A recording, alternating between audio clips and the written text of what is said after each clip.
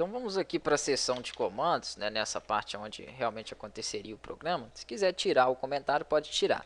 Aqui tem um comando que chama escreva, que serve para você colocar, né, mensagem na tela. É parecido com aquele trace que eu estava fazendo lá no ActionScript, parecido com o echo do PHP, parecido com o printf do C++, então é para escrever uma mensagem ou exibir algo aí na tela. Escrevam. Aqui eu vou colocar então, por exemplo, para ele escrever, você tem que abrir e fechar parênteses, porque ali é como se fosse uma função, toda função tem isso. Abrir e fechar aspas, porque é string, é texto. Então vou colocar aqui, ó, Hugo Vasconcelos. Beleza. E para executar é só apertar o F9 ou vir aqui em código, aliás, em algoritmo, executar. Não vou apertar o F9 porque eu estou utilizando aqui o Camtasia para gravar e o F9 é comando dele também. Aqui em cima ele abre essa janelinha de execução, mostra a linha que você fez, que é no caso essa com o comando escrevam, né, exibiu o que eu escrevi lá dentro, e aqui ele dá o fim do programa, fim da execução, fecha a janela para retornar o visual G. Ok, então ele não me dá nenhuma outra opção, porque eu simplesmente pedi para que ele escrevesse ali, né, uma mensagem na tela.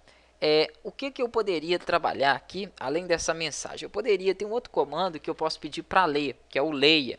Né? O leia aqui, ó, ele lê uma variável para mim. Então, eu vou pedir para ele ler a variável A. Se eu coloquei ela maiúscula ali, eu tenho que colocar ela maiúscula aqui também.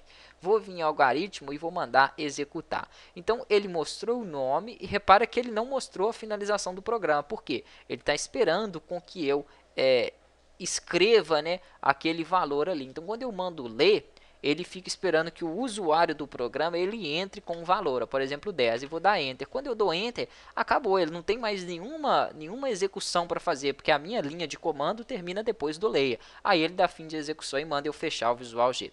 Eu vou compilar novamente, executar de novo, e agora eu vou entrar com o valor, por exemplo, 10,5. Aqui nós não usamos o vírgula que dá erro, tem que ser o ponto. Então 10,5 e dou enter. Dá um erro. Por que dá um erro? Ele explica para mim aqui. Ó.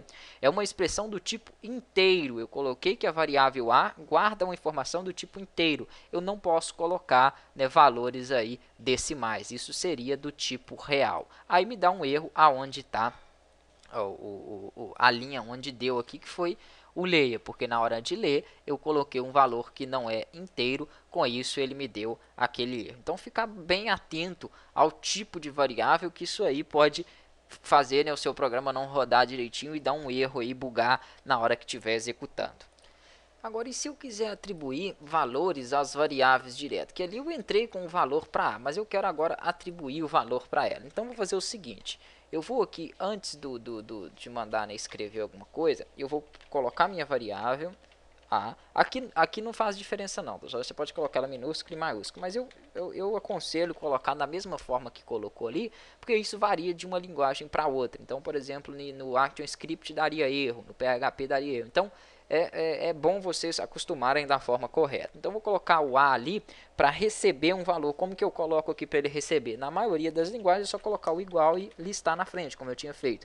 Aqui no Visual G é diferente. Você coloca o símbolo de menor que, né, o menor, e coloca o hífen aqui na frente. Então, isso aqui ele vai atribuir um valor a ela, por exemplo, de 5. Aqui embaixo eu vou colocar para minha variável B receber um valor de 10. Deixa eu tentar ver aqui aonde aumenta, né?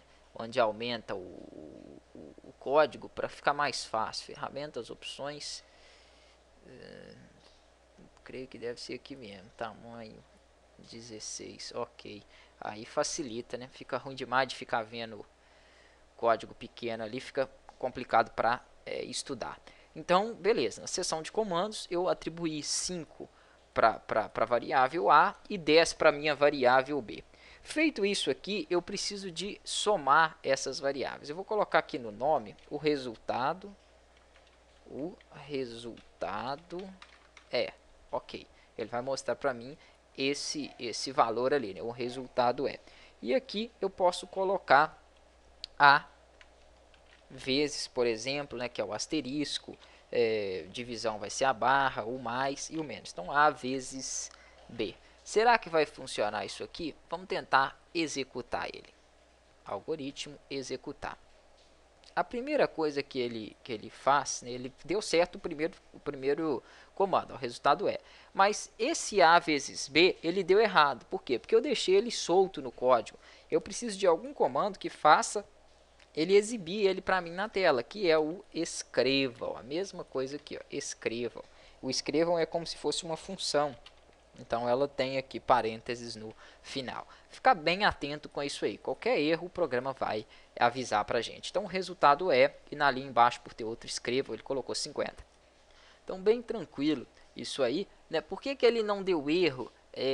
Na verdade aqui, ó, ele deu um número inteiro, eu tenho uma variável inteiro e uma variável do tipo ali, né? Deixa eu fechar aqui. Uma variável do tipo real, que recebe valores fracionários. Se eu colocar para dividir, ele vai dar um valor em fração. Será que vai dar erro? Não vai dar erro. Por que não vai dar erro? Porque tendo uma variável, 0,5, tendo uma variável já do tipo fracionária, né, do tipo real ali, ele já pode receber esses valores, ela já fica atribuída a ela. Então não tem problema fazer, né, uma multiplicação aqui, por exemplo, de uma variável real com uma variável inteira. Próxima aula a gente dá continuidade.